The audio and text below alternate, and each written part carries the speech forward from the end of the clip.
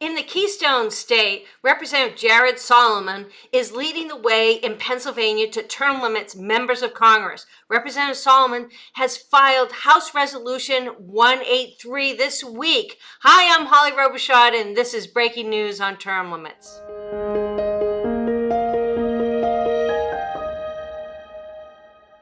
The Republican presidential debate is just around the corner. It will be aired on Fox News on August 24th in Milwaukee. We're asking Fox to ask each candidate if they support U.S. term limits presidential pledge. So far, former South Carolina governor and United Nations ambassador Nikki Haley and tech entrepreneur Vivek Ramaswamy have signed the pledge. Other candidates such as Ron DeSantis, who has been a long-term supporter of U.S. term limits, have indicated that they support term limits on Congress, but yet have not signed the pledge.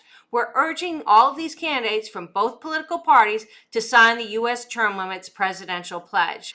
In Kentucky, Senator Mitch McConnell, age 81, has had major health scare over the past 2 weeks when he froze for 15 seconds when speaking to members of the media.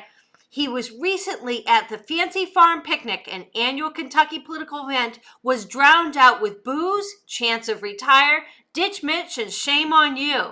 McConnell is the oldest serving party leader in Senate history. He has fallen at least 3 times this year, a source close to McConnell told USA Today. He has suffered a concussion, broken ribs after a fall in March. McConnell was first elected in 1984. Did you know that the United States currently has 4 senators aged 80 or older? Isn't it time for some fresh blood? The age and health of members of Congress is once again in the news.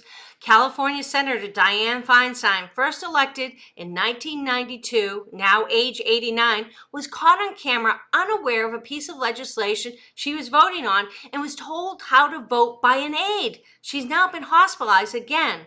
Earlier this year, as you know, she missed over 2 months due to hospitalization. The media reported this past week that she has given power of attorney to her daughter, but has opted to stay in the Senate.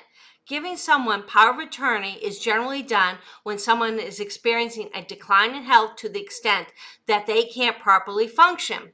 Feinstein transferring power of attorney to her daughter indicates that her cognitive functions have further declined.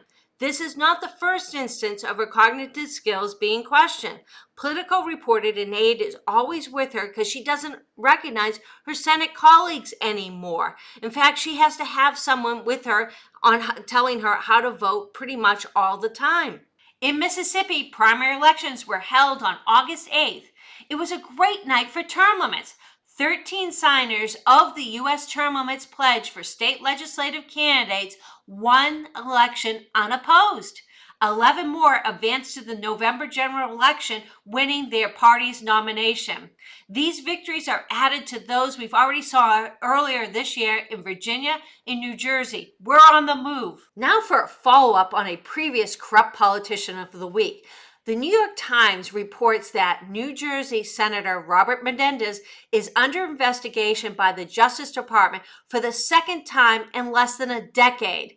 And this time, his wife is also in prosecutors' crosshair. The new inquiry, led by U.S. Attorney's Office in Manhattan, appears to be focused, at least in part, on the possibility that either the senator or his wife received undisclosed gifts from a company run by a friend of Mrs. Menendez, and that those gifts might have been given in exchange for political favors, according to subpoenas that have been issued in the case. Oh boy, it's time for term limits.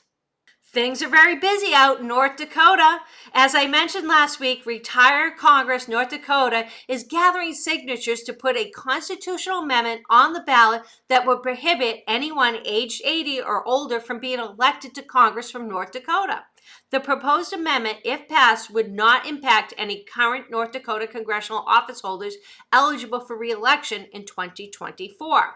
Retire Congress is launching this ballot initiative as the public questions the ability of many office holders in Washington. Without congressional term limits in the federal Constitution preventing members from serving indefinitely, many in Congress hold their positions for life. Polling shows that large numbers of Americans favor age term limits on members of Congress. Now it's time for the corrupt politician of the week. This week, Representative Stephen Pazlow of Mississippi makes our list. First elected to Congress in 2010 after serving in the Mississippi State House, and he's no friend of term limits. Palazzo fraudulently sought to discharge from the National Guard based on false claims of financial, family, and community hardships. The Campaign Legal Center has asked Congress to investigate Palazzo for potentially violating campaign finance laws by channeling six-figure donors' money to family-owned businesses. Serving in Congress shouldn't be about enriching oneself. This is why we need term limits once again.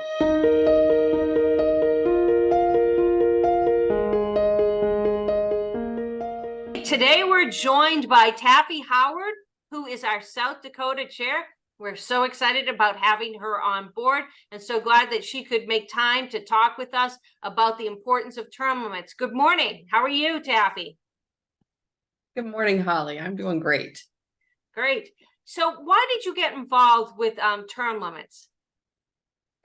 Term limits is a great organization, a great concept that we need to push forward. We need to drain the swamp. I mean, we have so many people in DC that need to go home. I think, looking through some of the material on term limits, the hundreds of representatives, like half the Senate, would turn over if we had term limits. Imagine the new ideas, the fresh ideas, imagine the people that we could get in there. And then I also come at it from personal experience. I did just run for Congress last year. I challenged an incumbent. They have the DC money. It's almost impossible. So we need to encourage those grassroots folks to get involved in politics, but it's really hard, but term limits will help that. So, I mean, part of it is personal. Part of it is, this is something that is supported by almost everyone.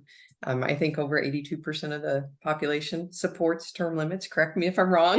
Yes, you're right. But yeah. So it's hugely popular, and there's a reason for that, because we're sick and tired of seeing people like Pelosi, all the rest of them for way too long. So it's time to clean house. Great. Why is term limits, why do you think it's so important that we get this amendment passed, and why you're working so hard in South Dakota? Well, it's important because these guys are not going to leave on their own. They're addicted to the money. They're addicted to the power.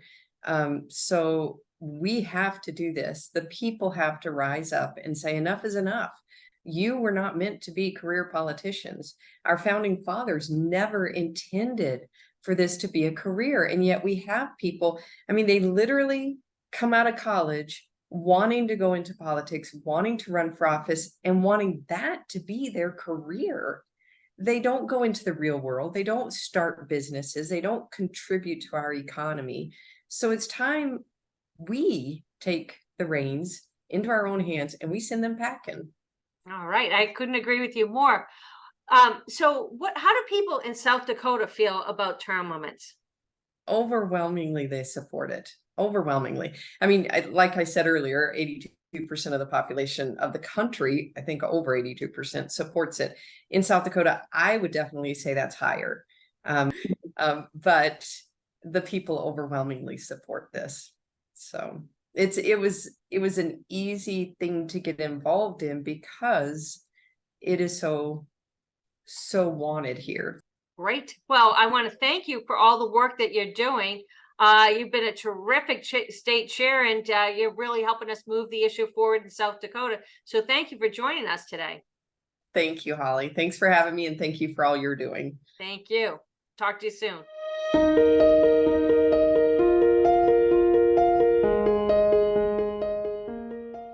Had enough of corrupt politicians? It's time for some fresh blood in Washington, D.C. Don't you agree? Well, we're looking for volunteers. We need volunteers in every single state. So please go to termlimits.org and get involved today, because we can't do it without your support. So please go to termlimits.org and get involved, and be sure to share this program every week with your friends and family. And stay tuned. I'm Holly Robichaud. We'll see you next week with breaking news on term limits.